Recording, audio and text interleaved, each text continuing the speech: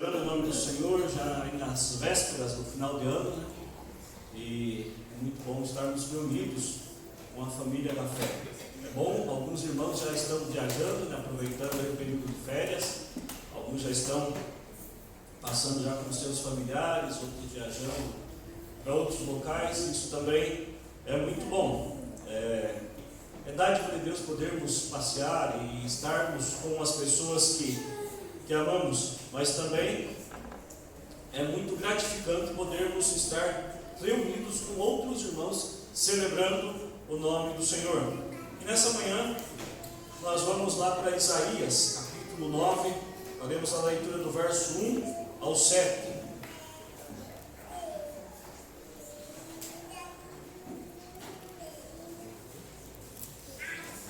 Isaías, capítulo 9,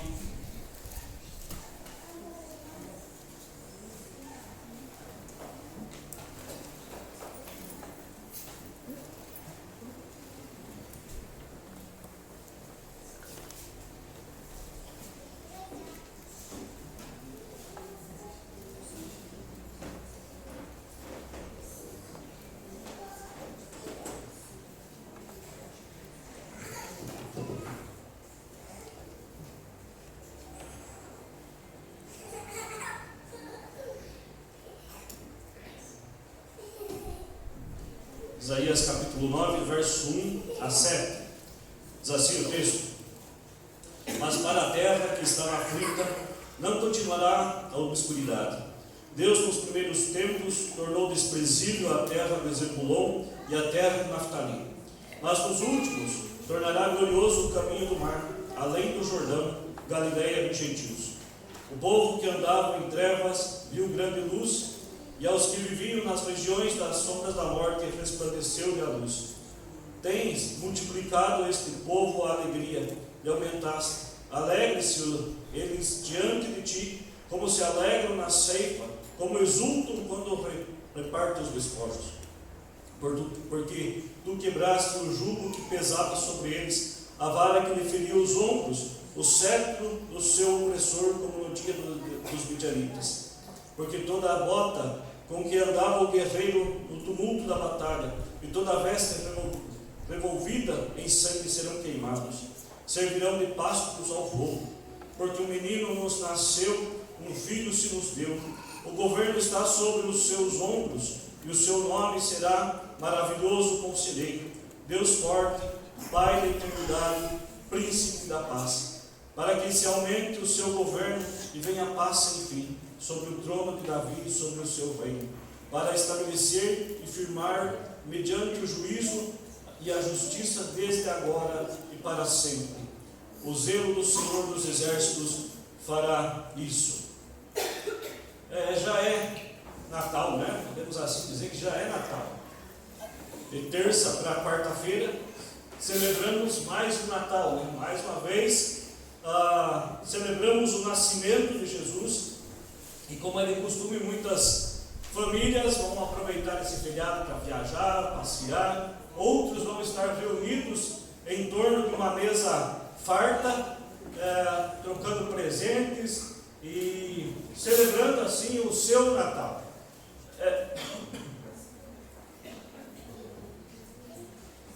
Porém, esse é o Natal de mercado. O Natal é uma das datas mais esperadas pelo comércio. Natal, Dia das Mães, Dia dos Pais, são as datas que mais movimentam o mercado praticamente em todo o mundo, principalmente no Brasil. Para quem acompanha os telejornais deve ter visto como estavam as ruas aí de comércio popular de São Paulo, né? 25 de março, Brás, o negócio estava impressionante, não havia lugar para as pessoas andarem, tanta gente que tinha. Ou seja, há um aquecimento no mercado nessas datas especiais, assim, considerando o Natal. Tudo isso nós sabemos que esse não é o Natal de Cristo. Nós sabemos que esse é uma data que movimenta o mercado, que movimenta a economia, mas que não é o Natal de Cristo. Nada tem a ver com o Natal de Cristo. Nós sabemos, né, que o paganismo tomou conta de toda a sociedade. E infelizmente muitos desses aspectos nós tentamos trazer para dentro da nossa religiosidade, dentro da nossa própria cultura, assim podemos dizer. Mas o Natal que é celebrado aí fora nada tem a ver com o Natal de Cristo. Algumas pessoas têm manifestado nas redes sociais a sua indignação pela blasfêmia por alguns grupos que têm feito contra o verdadeiro significado do Natal. Muitos têm se manifestado, principalmente contra Portas do Fundo, dos cultos lá, que fizeram especial do Natal, a verdadeira blasfêmia contra Cristo. E então muitos têm se manifestado, têm se pronunciado contra tudo isso que tem sido dito, tem sido feito. Por certo, há uma grande blasfêmia, se podemos dizer, para com o nome de Cristo. Mas o que mais nós podemos esperar do mundo que jaz em trevas? O que nós podemos esperar do mundo caído, que vive imerso no pecado? Do mundo que cheira, que exala o odor do pecado? Do mundo totalmente, uma sociedade totalmente pagã? O que mais nós podemos esperar? Talvez muitas dessas coisas que temos visto sendo dita e sendo feita, afrontando o nome de Cristo, tenha sido por causa de responsabilidade dos próprios crentes, da forma que tenham se portado diante da sociedade, da forma que têm manifestado que creem em Jesus, mas de uma maneira talvez totalmente equivocada, que tem dado margens para que as pessoas então blasfemem do nome de Cristo. Mas o que nós podemos esperar uma sociedade que vive nas sombras da morte? Uma sociedade que tem os seus olhos cegados pelo príncipe das trevas. Lá em 2 Coríntios, capítulo 4, verso 4, o apóstolo Paulo, escrevendo aos coríntios, ele já alerta quanto a essas coisas. Ele diz: nos quais o Deus deste século cegou o entendimento dos incrédulos, para que lhe não resplandeça a luz do Evangelho da glória de Cristo, o qual é a imagem de Deus. O Deus deste século cegou o entendimento dos incrédulos. Ou seja, nós estamos diante de uma sociedade cegadas pelo diabo, que tem seus olhos vendados para a verdade do Evangelho. Então, o que nós podemos esperar de uma sociedade assim? Mas o que nós podemos esperar, então, de nós que conhecemos a Cristo? Qual é o Natal que nós temos celebrado? Qual é o sentido do Natal, então, que nós temos celebrado ano após ano? Como o pastor Marco disse, de fato nós não sabemos qual o dia em que Jesus nasceu. O nosso calendário é dividido antes de Cristo e depois de Cristo. E alguns acreditam que Jesus tenha nascido no ano zero. Quando chegou o ano zero, então Jesus nasceu. E acredita-se que Jesus tenha nascido no ano 4, antes da era cristã. Ou seja, então Jesus é antes de Cristo ainda. Mas, de fato, nós não sabemos qual dia em que Jesus nasceu. Mas o fato é que os evangelhos registram o nascimento de Jesus. E nós cremos na palavra de Deus, cremos que assim de fato as coisas aconteceram. Nós cremos que Deus visitou a humanidade na pessoa de Jesus Cristo. O Verbo se fez carne e habitou entre os homens. Celebrar o Natal é celebrar o início da redenção que Deus estabeleceu ainda antes da fundação do mundo. O nascimento de Jesus é o início dessa redenção estabelecida lá, quando antes de toda a existência do mundo ou a existência de qualquer coisa, Deus já havia estabelecido essa data, esse dia em qual Jesus invadiria o mundo para resgatar o pecador. Então esse é o Natal que nós celebramos. Por todo o Antigo Testamento é anunciado a vinda do Messias ao mundo. E na celebração do Natal nós celebramos a chegada do Messias, quando Deus então na figura humana visita a humanidade. E o profeta Isaías, aproximadamente 700 anos antes do dia natalício que Jesus profetiza sobre o menino que viria ao mundo, que desvendaria os olhos dos eleitos de Deus, para que a luz resplandecesse nas trevas. Em torno de 700 anos antes, o profeta Isaías já havia falado a respeito desse menino que viria ao mundo. Eu queria fazer 3 considerações com os irmãos a partir do texto que nós lemos. Peço que vocês permaneçam com as Bíblias abertas e vamos acompanhando junto o texto. Primeira consideração: descanso para os angustiados. Descanso para os angustiados.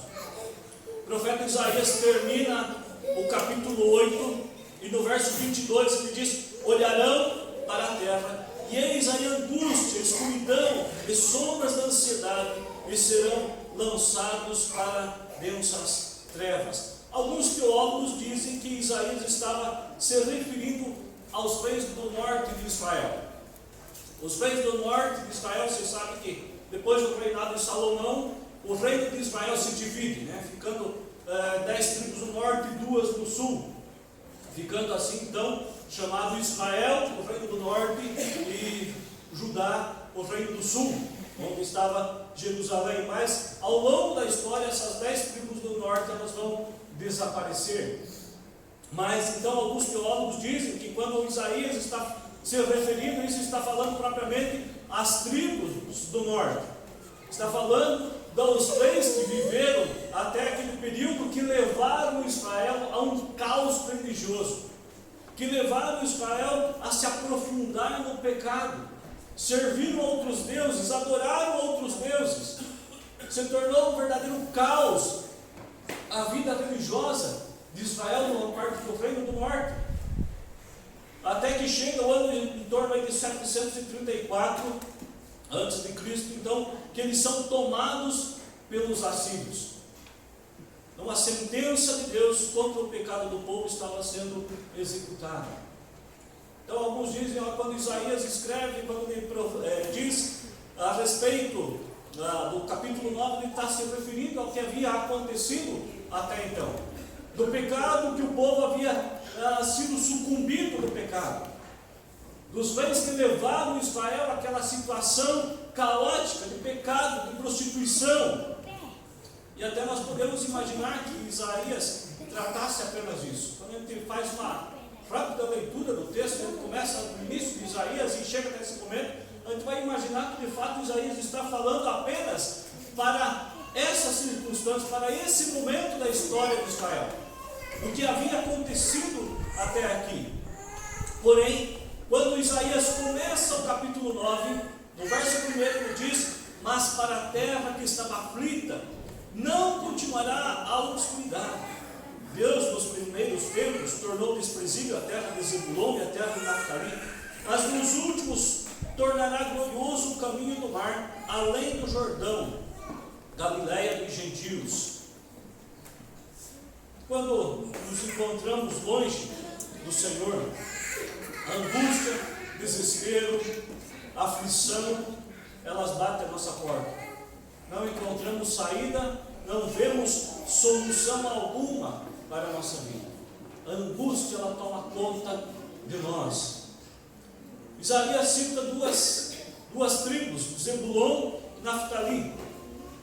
Eram 2 tribos da descendência de Israel, da descendência de Jacó, Então são 2 tribos, uma delas ainda é uma tribo bem pequena, mas essas terras, por razões geográficas, elas eram bastante vulneráveis à influência gentílica.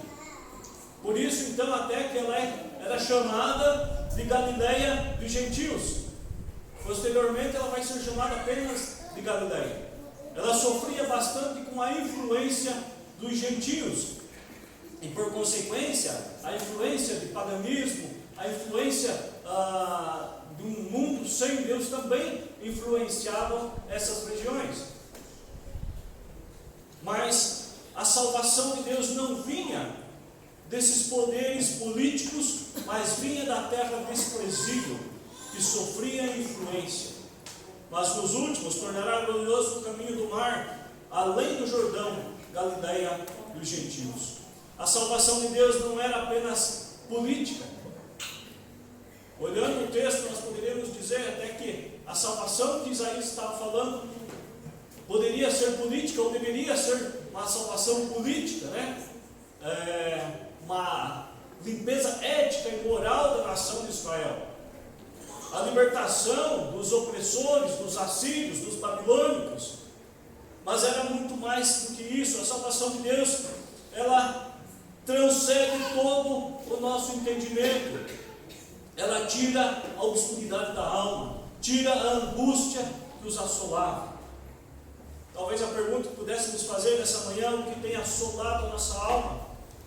O que tem trazido tristeza, angústia? O que tem perturbado a nossa alma? O que tem tirado o nosso sono? A gente olha para esses contextos, né, de guerras, de perseguição, de aflição, e nós não nos imaginamos nesses locais.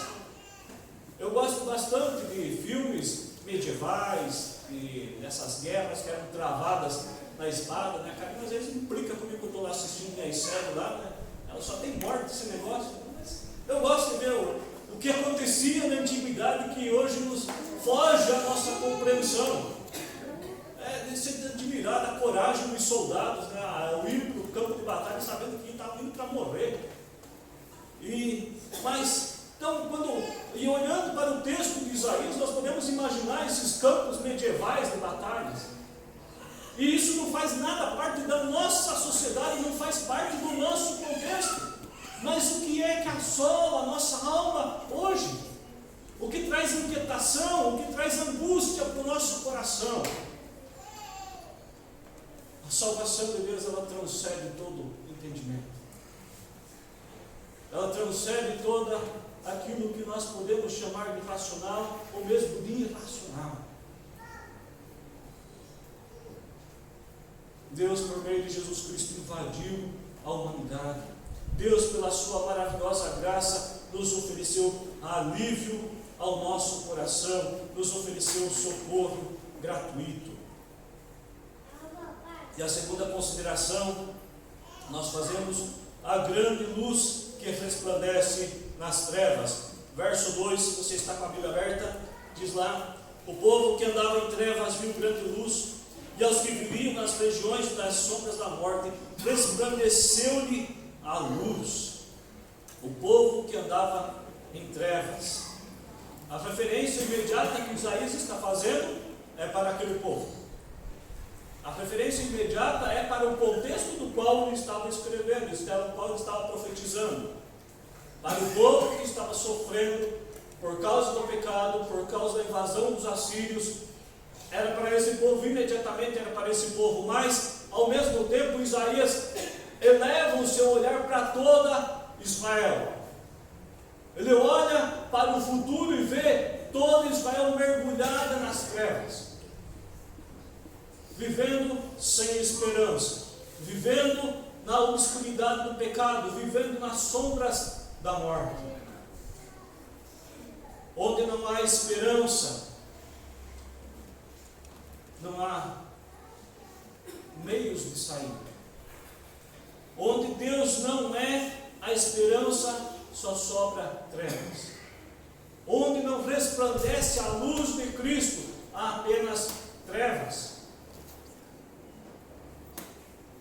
E onde há apenas trevas, há apenas sofrimento, angústia, desilusão, tristeza, amargura, não vê saída.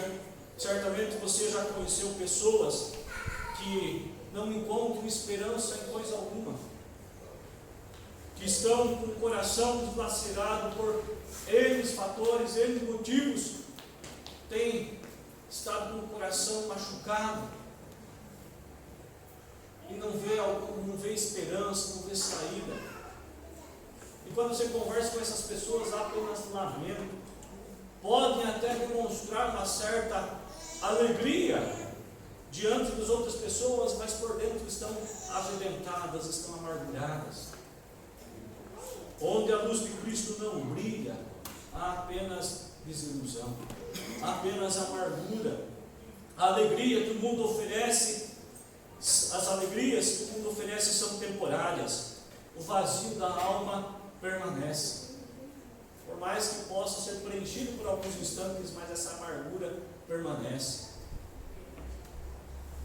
Não são poucas as pessoas com quem a gente conversa, né, e elas falam dessa angústia que buscam, né, em vários elementos algo para satisfazer os seus anseios. Mas quando isso tudo passa, a dor volta, o sofrimento volta, e aquilo parece que não tem fim. Mas para aqueles que esperam no Senhor, o profeta Isaías, um pouco mais adiante, no capítulo 40, verso 31, ele diz: mas os que esperam no Senhor renovam as suas forças. Os que esperam no Senhor renovam as suas forças. Ainda que a vida esteja difícil, ainda que as circunstâncias sejam adversas, esperam no Senhor, renovam as suas forças no Senhor, buscam refrigério para a sua alma no Senhor. O povo que andava em trevas viu grande luz. Aos que viviam na região da sombra da morte, resplandeceu-lhe a luz. A luz de Cristo resplandece sobre a nossa vida, e não é um brilho temporário. A luz de Cristo, ela não é temporária, mas ela nos coloca na eternidade. Ela brilha para toda a eternidade. A luz de Cristo nos dá esperança, nos dá vida. É a grande luz descrita por Isaías. Em primeiro lugar, é a libertação política externa, como Isaías vai descrever no capítulo 6, se a gente observar o capítulo 6 no todo. O pesadelo dos assírios em breve passaria. A opressão dos assírios logo acabaria. Mas a partir do verso 3 ao 5, o capítulo 7, Isaías descreve a alegria da vitória conquistada pela liberdade. E aí, se você observa, ele coloca todos em contexto de guerra. Por isso que eu falei que às vezes a gente olhar para esse contexto, no qual fala de guerras, vitórias, foge um pouco da nossa compreensão. Mas ele usa alguns elementos para exemplificar essa alegria trazida pela vitória trazida pelo Senhor. Como ele diz, como o agricultor que se alegra ao ver os resultados da colheita, como o soldado que repartia os despojos da guerra. O povo que era vencido, os exércitos tomavam tudo aquilo que tinha valor e depois repartiam. Esses eram os despojos da guerra. Era assim que os reinos eram enriquecidos. Era assim que as riquezas eram tomadas. Era mediante as guerras, mediante as batalhas. Então Isaías usa esse elemento para exemplificar a alegria daquele povo ao repartir esses despojos. Pois Deus havia tirado o jugo. O jugo aqui, a ideia de canga. Quem já viu um carro de boi, né? Carro de boi tem a canga, né? Que pega nos dois bois que vão puxando, né? E aí tem um cabeçalho, né? Que vai até o carro e ele puxa, né? E aquilo causa peso, causa dor, causa feridas. Aquele que conduz o carro vai com uma vara, né? E de vez em quando ele precisa bater nos bois para que eles se mantenham na linha. Então ele usa também esse elemento do jugo que pesava sobre eles. Não propriamente agora uma canga sobre eles, mas o jugo, a pressão dos assírios, tudo isso seria tirado, seria livre. Isaías, então, 700 anos antes, já fala sobre o que aconteceria posteriormente. Aí lá em Mateus, capítulo 11, verso 28 a 30, Jesus mesmo diz: vinde a mim todos os que estáis cansados e sobrecarregados, e eu vos aliviarei. Tomai sobre vós o meu jugo, e aprendei de mim, porque sou manso e humilde de coração, e achareis descanso para a vossa alma, porque o meu jugo é suave e o meu fardo é leve. Tomai sobre vós o meu jugo. Isaías faz menção disso 700 anos antes. que o jugo, aquilo que pesava, aquilo que feria, seria tirado. E o povo então poderia viver em liberdade, poderia tomar sobre si o jugo de Cristo, que era humano, que é leve, que é suave. A vida com Jesus é leve, o descanso é pleno. Não vivemos mais na escuridão do pecado, na angústia que o pecado provoca. Como o apóstolo Paulo fala na carta aos Coríntios, na segunda carta aos Coríntios, capítulo 4, verso 6, ele diz: porque Deus que disse, das trevas resplandecerá a luz, Ele mesmo resplandeceu em nosso coração, para a iluminação do conhecimento da glória de Deus na face de Cristo.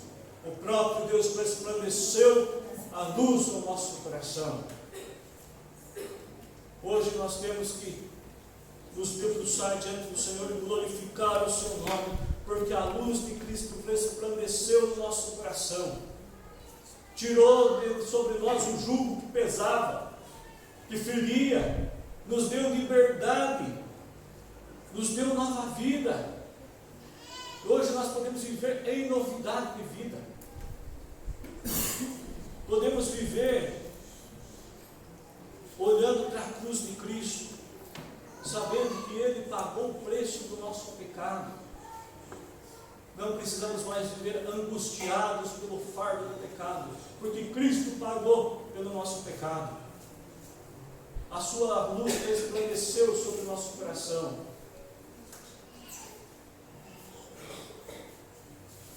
Isaías, nessa analogia que ele vai fazendo, ele ainda diz que os soldados inimigos mortos em batalha seriam empilhados e queimados. As marcas do sangue de inocentes nas vestes dos soldados seriam apagadas pelo fogo. O sofrimento seria extinguido.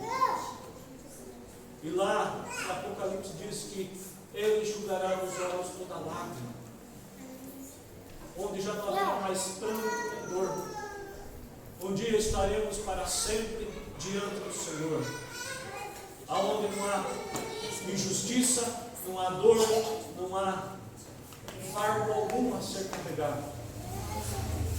Terceira e última consideração que fazemos: porque o menino nasceu para o nosso bem. Verso 6. Os irmãos que estão com a Bíblia aberta, convido os irmãos para lermos junto o verso 6.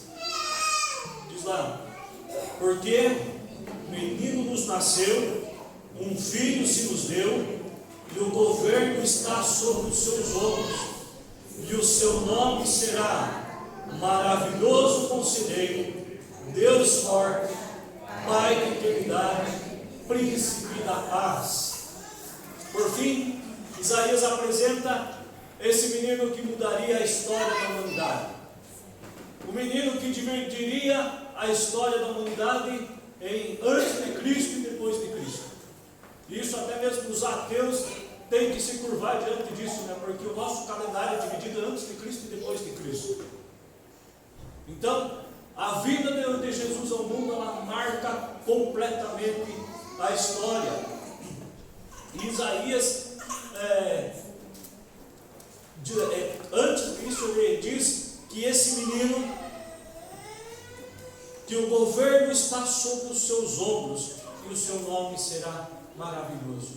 Quem tem governo é quem tem autoridade. Quem tem autoridade é rei. E Isaías aqui ele vai apresentar 4 características desse menino. E eu queria pensar com os irmãos rapidamente sobre essas características. Jesus está acima de qualquer reino, acima de qualquer poder que possa existir no mundo. E Isaías começa dizendo que ele é maravilhoso conselheiro. São 2 palavras distintas que expressam a majestade e o governo do Messias. Maravilhoso conselheiro. No Antigo Testamento, a palavra conselheiro designava aqueles que tinham total autoridade, que tinham poder. Mas quando Isaías vai falar a respeito desse menino, simplesmente dizer que ele era conselheiro não traria o real sentido para dizer quem ele era. Por isso ele usa que ele era maravilhoso conselheiro. Ele estava acima de toda autoridade. Seu nome é maravilhoso, isso indica que ele transcende muito os limites da compreensão da existência humana. Todos os reis que já viveram tiveram seu início e fim. Os presidentes que governam as nações tiveram seu dia de nascimento. Os que já não morreram, terão um dia da sua morte. Mas o reinado de Cristo é desde a eternidade, desde a criação de todas as coisas e até a eternidade. Não há começo, não há fim. Por isso ele transcende toda a existência. Conselheiro, porque no sentido de ungido com o espírito de sabedoria, ele tem em si os conceitos sábios necessários ao exercício do seu ofício real e indispensável para a salvação do povo. E a segunda característica que Isaías usa é Deus forte. Isso, Isaías ressalta o poder divino do guerreiro. Como um guerreiro, Deus protege o seu povo. Por isso que eu falei, que eu gosto desses filmes medievais, eu falei da bravura dos guerreiros, que sempre todo o seu empenho estava em defender o reino, defender o rei, em defender a família.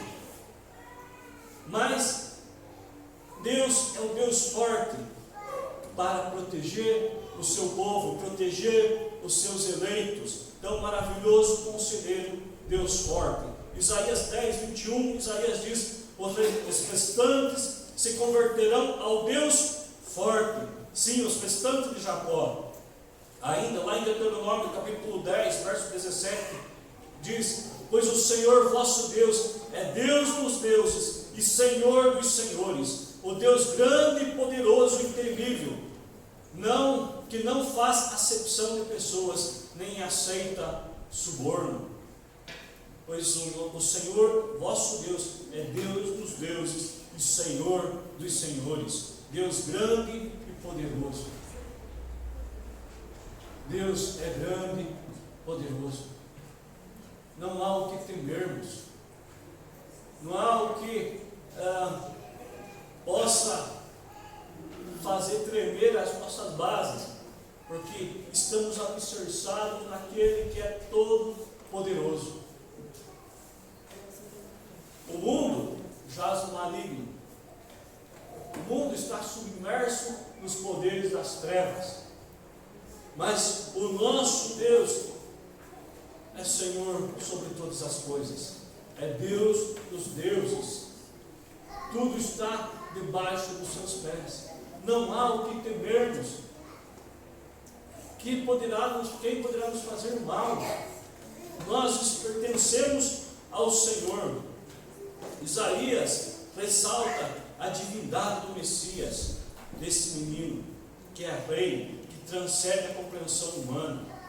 Jeremias 32, verso 18, o profeta diz: tu usas de misericórdia para com os milhares, retribuis a iniquidade dos pais dos filhos. Tu és o grande, o poderoso Deus, cujo nome é o Senhor dos exércitos. Poderoso Deus, cujo nome é Senhor dos exércitos.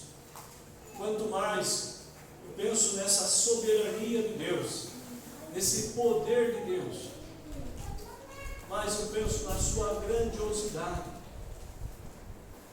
E talvez não tenha nada mais que alegre o nosso coração quando nós olhamos para Deus, pensamos em todo esse poder, toda essa grandiosidade. E é esse Deus a quem nós nos debruçamos diante dele, a quem nós fomos feitos filhos por meio de Jesus Cristo, a quem nós podemos chamá-los de Pai, que transcende toda a existência humana, que transcende todo o entendimento humano. Nós podemos chamá-los de Pai, a quem nós podemos derramar o nosso coração nos momentos de angústia, sabendo que Ele nos ouve, sabendo que Ele atende às nossas orações, sabendo que os seus ouvidos estão inclinados à nossa oração, aquele que é Senhor absoluto sobre todas as coisas. A quem nós podemos temer? Eu lembro de uma música, se não me engano, era do Apocalipse 16. Nem sei quem ouvia o Apocalipse 16 aqui. Mas tinha uma das letras que eles falavam, era tipo rap, né? Era rap aqui. Biquinho de música era rap, né? Eles falavam, né, que sei que a ideia pode arrancar a minha pele como um caçador faz todo urso, mas minha vida nunca terá o último minuto, porque nós estamos nas mãos do Senhor. Então, a nossa carne um dia vai para a sepultura. Os micróbios da terra vão devorar a nossa carne, vão se alimentar dela. E tem alguns que dão um banquete bem bom, né, para os insetos, né? Mas a nossa alma estará diante do Senhor. O nosso espírito repousa seguro diante do Senhor. A morte já não é nenhum problema. É apenas a conclusão do tempo que aqui estamos para estarmos na eternidade diante daquele que é todo poderoso. E a terceira característica que Isaías apresenta desse menino é Pai da eternidade. Ele nasceu maravilhoso conselheiro, Deus forte, também será chamado Pai da eternidade. Aqui Isaías ressalta que esse menino será provedor e protetor contínuo e compassivo.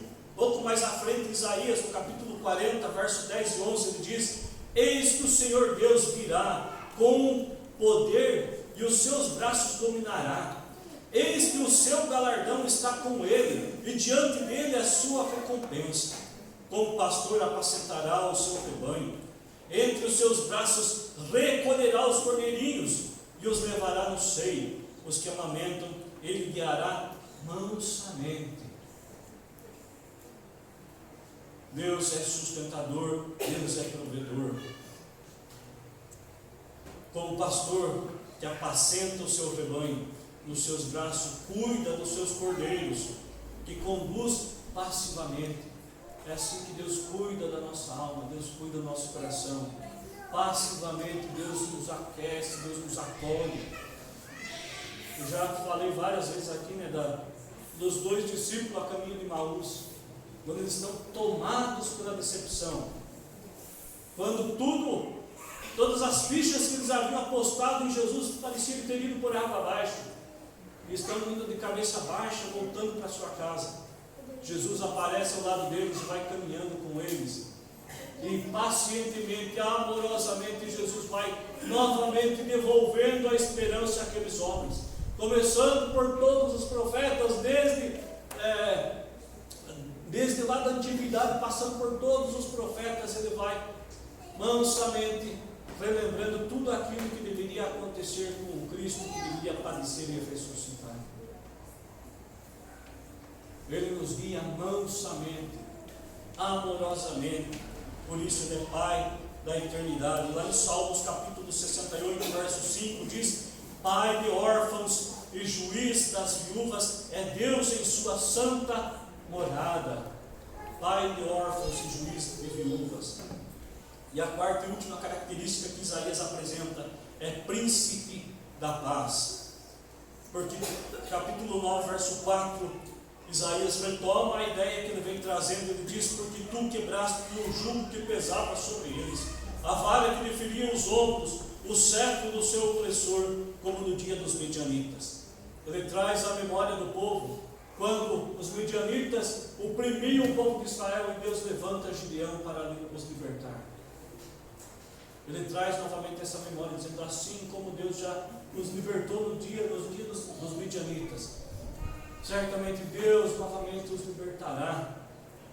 E não seria apenas uma libertação temporária, mas que transcende por toda a eternidade. Esta paz não é apenas a ausência de guerra, mas é também um significado de prosperidade, bem-estar para a alma, em vez de necessidades e tristeza. Salmo 72, verso 7, o salmista diz: florescerá em seus dias o justo, e haverá abundância de paz, até que cesse de haver luas. E haverá abundância de paz. Abundância de paz não significa que não tenhamos conflitos, não tenhamos angústias, que não sejamos acometidos por doenças, ou a morte de pessoas que amamos, mas a paz invade o nosso coração. E não há nada que provoque mais inquietação dos incrédulos quando eles observam a paz que há no coração daqueles que servem a Cristo. Isso lhe causa estranheza, como que em meio às turbulências, como em meio ao sofrimento, eles podem estar em paz. Isso causa estranheza àqueles que não conhecem a Cristo. E isso os leva a buscar, a querer entender o que é isso. Por que em meio a tanto sofrimento, tanta angústia, eles podem ainda ter paz? A paz, ela brota na nossa alma, é a luz de Cristo que resplandece no nosso coração. Aí, lá em Lucas, capítulo 2, verso 14, diz, quando o anjo anunciou aos pastores de que o menino Jesus havia nascido, e diz o texto lá que subitamente apareceu uma multidão de anjos, dizendo glória a Deus nas maiores alturas, e paz na terra entre os homens a quem Ele quer bem. E paz na terra a quem Ele quer bem. O menino que nasceu nos trouxe paz. Ele é o príncipe da paz. Ele nos trouxe salvação e todas as bênçãos decorridas da sua vinda. Agora, já nenhuma condenação há para aqueles que estão em Cristo Jesus. Celebrar o Natal é celebrar, não é talvez celebrar um banquete reunido com os familiares e amigos. Os incrédulos também estarão celebrando o Natal, também estarão reunidos, fazendo as suas ceias, comendo, bebendo, também estarão celebrando, sem saber o que fato eles celebram. Hoje de manhã ainda ouvi uma reportagem de um cara que roubou uma árvore de Natal do tamanho dessa aqui, no condomínio, chegou de bicicleta, parou a bicicleta na frente, ele foi lá, catou a árvore com o braço e foi embora. Esse é o espírito do Natal, né? Vou lá até a árvore do Natal. Um Natal que não é Natal. Um Natal, talvez celebre um Natal que não diga nada, que diga apenas que é um momento de estar reunido com outras pessoas, fazendo uma festa. Não é à toa que muitos dizem, as festas de finais de ano, a festa do Natal, a festa do Ano Novo. Mas para nós que cremos em Jesus Cristo, o Natal ele tem total significado. Natal e Páscoa são as grandes alegrias para nós que servimos a Cristo. Celebrar o Natal não é estar apenas sentado em torno de uma mesa, comendo aquilo que está em cima da mesa, mas é tendo consciência de que o menino nos nasceu, um filho se nos deu e o governo está sobre os seus ombros, e que a nossa vida está inteiramente nas suas mãos, e de que o dia que deixarmos esse mundo estaremos na sua presença para toda a eternidade.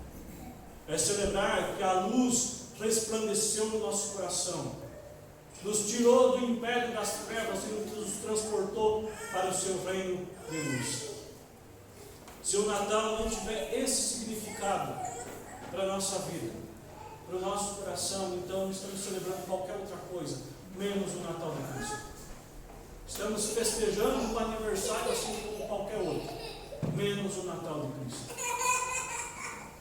A luz de Cristo ela deve resplandecer no nosso coração. A luz de Cristo deve trazer transformação a cada dia ao nosso coração. Celebre o Natal, porque o Príncipe da Paz manifestou a sua paz sobre as nossas vidas.